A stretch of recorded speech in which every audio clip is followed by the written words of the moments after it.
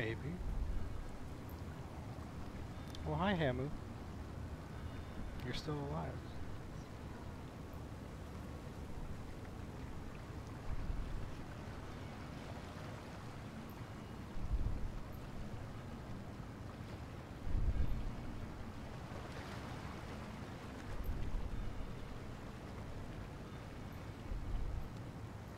Come on, I'm trying to get this shared on Facebook. Uh-oh. Why, honey? Why you do?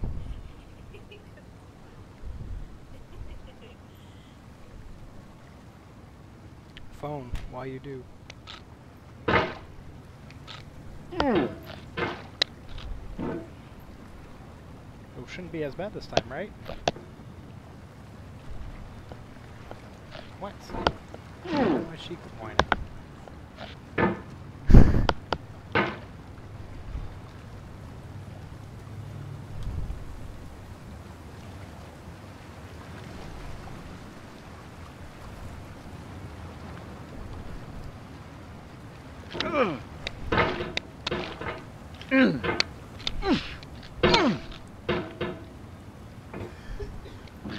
Can you use chest test to see if I have audio on my... There's no feeling more intense than starting over. If you deleted your homework the day before it was due, as I have, or if you left your wallet at home and you have to go back after spending an hour in the commute. If you won some money at the casino and then put all your winnings on red but it came up black. If you got your best shirt dry cleaned before a wedding and then immediately dropped food on it.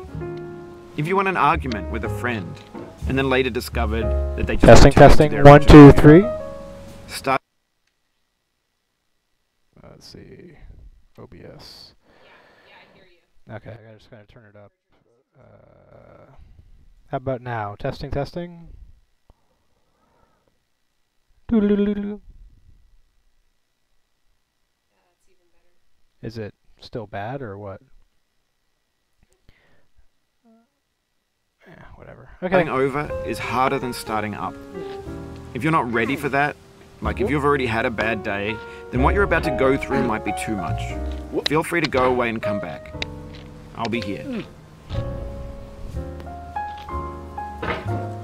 Alright, thanks for coming with me on this trip. I'll understand if you have to take a break at any point. Just find a safe place to stop and quit the game. Don't worry, I'll save your progress, always, even your mistakes.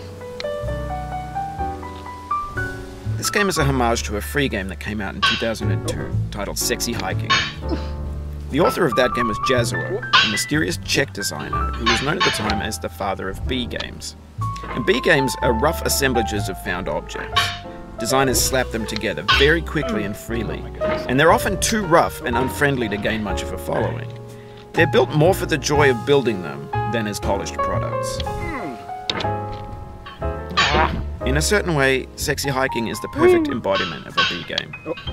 It's built almost entirely out of found and recycled parts, and it's one of the most unusual and unfriendly games of its time. In it, your task is simply to drag yourself up a mountain with a hammer. And that act of climbing, in the digital world or in real life, has certain essential properties that give the game its flavor. No amount of forward progress is guaranteed. Some cliffs are too sheer or too slippery, and the player is constantly, unremittingly in danger of falling and losing everything. Anyway, when you start Sexy Hiking, you're standing next to this dead tree that blocks the way to the entire rest of the game. It might take you an hour to get over that tree, and a lot of people never got past it. You prod and you poke at it, exploring the limits of your reach and your strength, trying to find a way up and over. And there's a sense of truth in that lack of compromise. Most obstacles in video game worlds are fake. You can be completely confident in your ability to get through them once you have the correct method or the correct equipment or just by spending enough time. In that sense, every pixelated obstacle in Sexy Hiking is real. The obstacles in Sexy Hiking are unyielding, and that makes the game uniquely frustrating. But I'm not sure Jazuo intended to make a frustrating game. The frustration is just essential to the act of climbing, and it's authentic to the process of building a game about climbing. A funny thing happened to me as I was building this mountain. I'd have an idea for a new obstacle, and I'd build it, test it, and it would usually turn out to be unreasonably hard. But I couldn't bring myself to make it easier. It already felt like my inability to get past a new obstacle was my fault, as a player rather than as a builder. Imaginary mountains build themselves from our efforts to climb, and it's our repeated attempts to reach the summit that turns those mountains into something real.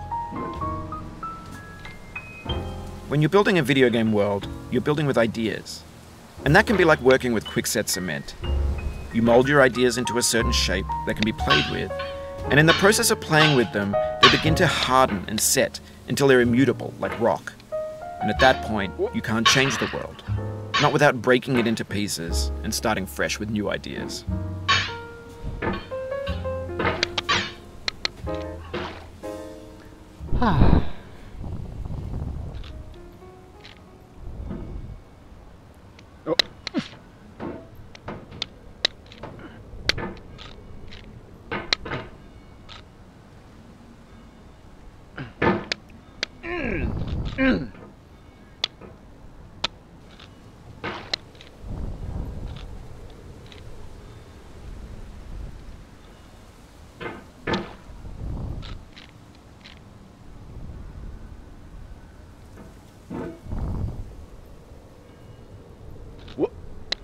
For years now, people have been predicting that games would soon be made out of prefabricated objects, bought in a store and assembled into a world.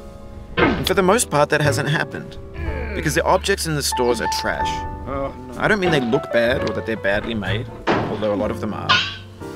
I mean they're trash in the way that food becomes trash as soon as you put it in the sink.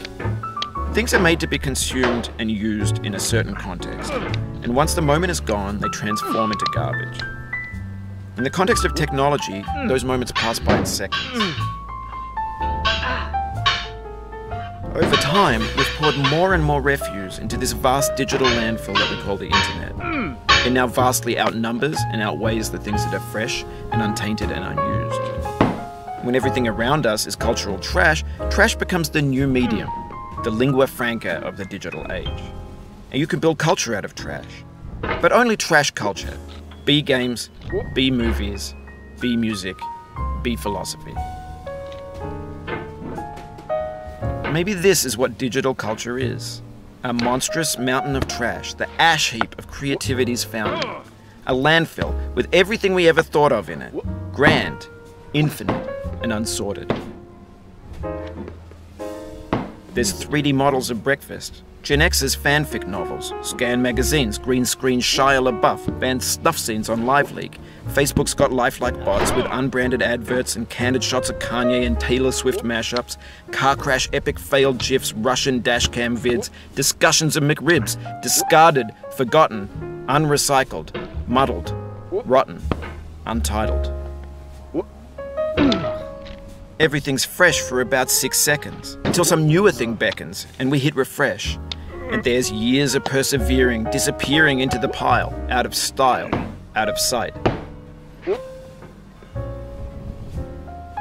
In this context, it's tempting to make friendly content that's gentle, that lets you churn through it but not earn it. Why make something demanding if it just gets piled up in the landfill, filed in with the bland things?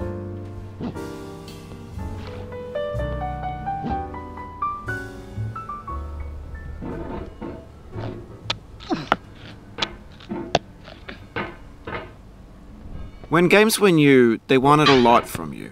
Daunting you, taunting you, resetting and delaying you. Players played stoically. Now everyone's turned off by that. They want to burn through it quickly, a quick fix for the fickle, some tricks for the clicks of the feckless. But that's not you, you're an acrobat. You could swallow a baseball bat.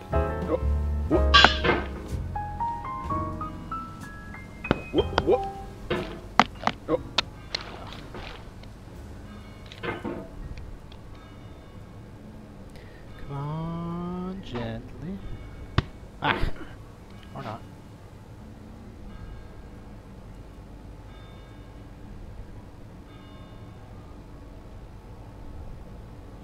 What? Mouse. Why? This part became so easy. What? I wonder if I can just... What?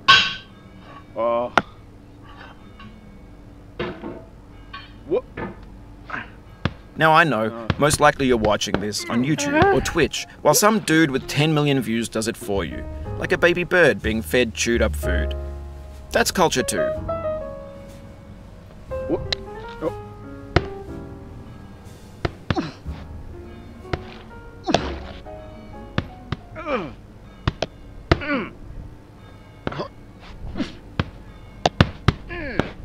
Come on. Whoop. Whoop. Whoop. No.